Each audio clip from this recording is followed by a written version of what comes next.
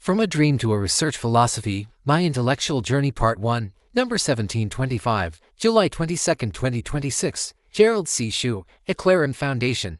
Category, Intellectual Journey. Preface, why I chose to record my dream this morning. I woke up from a vivid dream. It was almost 7 o'clock a.m. Before the details faded, I wanted to record what I had experienced. Over the years, I have learned not to dismiss dreams lightly. A dream is the result of the brain's continuous activity. During sleep, while the body rests quietly for several hours, the brain continues organizing information, connecting memories, and exploring relationships that may escape our attention during the busy hours of the day. Therefore, I regard certain dreams not as predictions or mystical experiences, but as another form of thinking. Occasionally, they reveal connections that my conscious mind has not yet fully recognized. This particular dream became one of those experiences. Part 1, the dream of searching for new ideas. In my dream, I was staying at a university somewhere in the American Midwest. During my stay, I participated in discussions with professors and students covering science, engineering, and medicine. I attended professors' courses, visited researchers in their laboratories, and even sat down with graduate students. We engaged in many heated discussions. Through these exchanges, ideas collided with one another, producing sparks of inspiration that continuously stimulated my thinking. However, after about 8 or 9 months, something gradually changed. I realized that the discussions were no longer producing anything fundamentally new. Most people seemed intellectually conservative. They preferred to work within the established framework rather than challenge its underlying assumptions or boundary conditions. As a result, breakthrough thinking became increasingly rare.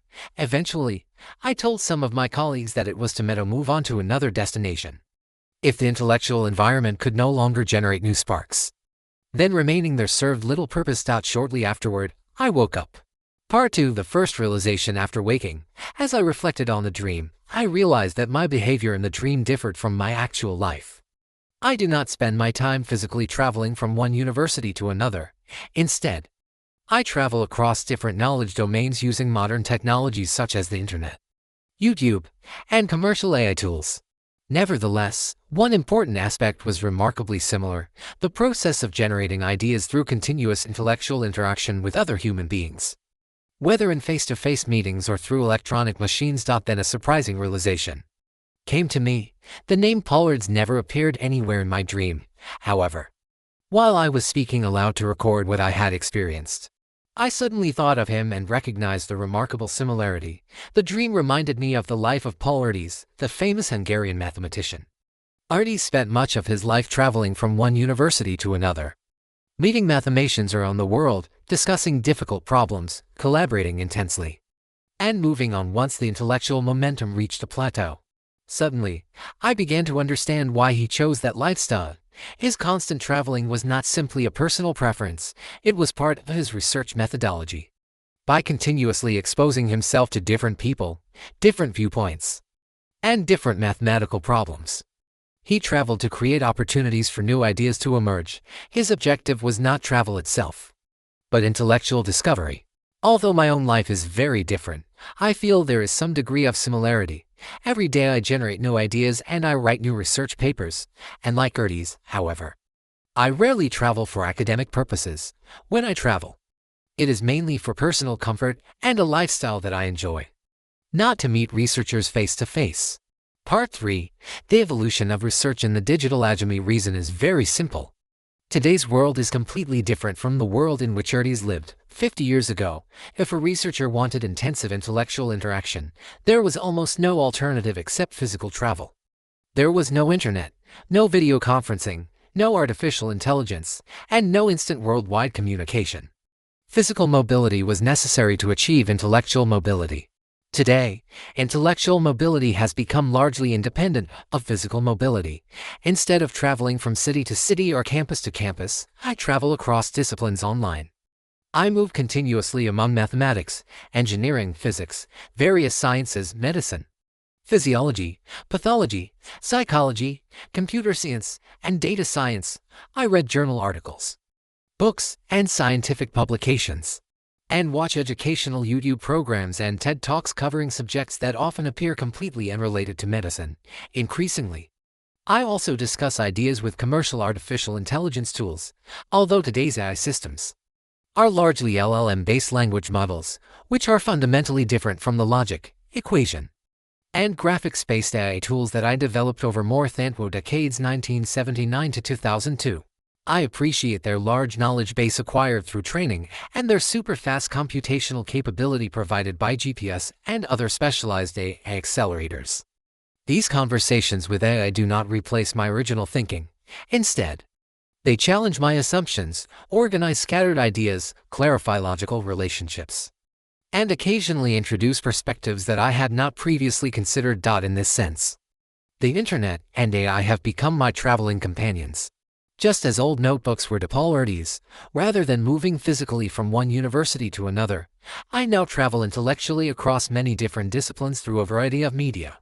Perhaps this represents a modern version of the ERD's research method. Although the method has changed dramatically with the emergence of the Internet and artificial intelligence, the underlying objective has remained the same: the continuous search for new ideas. Part 4: How new ideas actually emerge. As I continued reflecting on this dream, another realization gradually emerged. The dream itself did not contain the final insight. Instead, the insight developed through a sequence of events. During sleep, my brain organized memories and experiences into a dream. After waking, I immediately spoke aloud to AI, which quickly recorded and converted my spoken words into written text, preserving the dream before it faded.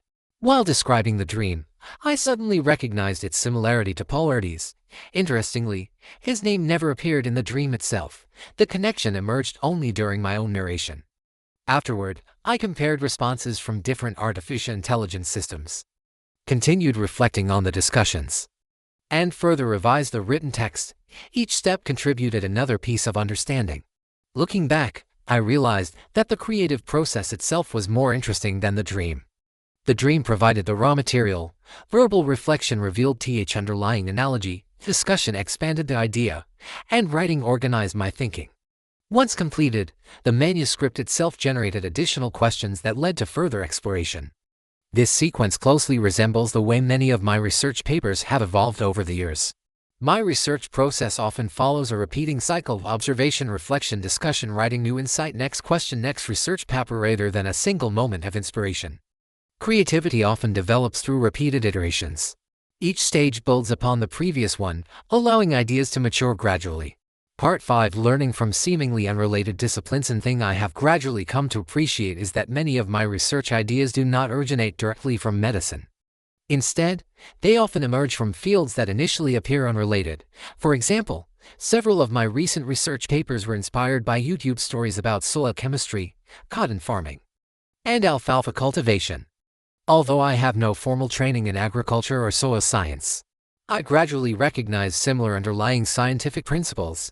Many people try to improve soil by continually adding different chemical fertilizers. Yet healthy soil depends on far more than its chemical composition. It is an integrated ecosystem in which microorganisms, water, plants, insects, worms, and many natural processes work together to maintain balance. When that balance is respected, the soil has a remarkable ability to restore and sustain itself. As I reflected on this agricultural process, I realized that the human body shares many of the same characteristics.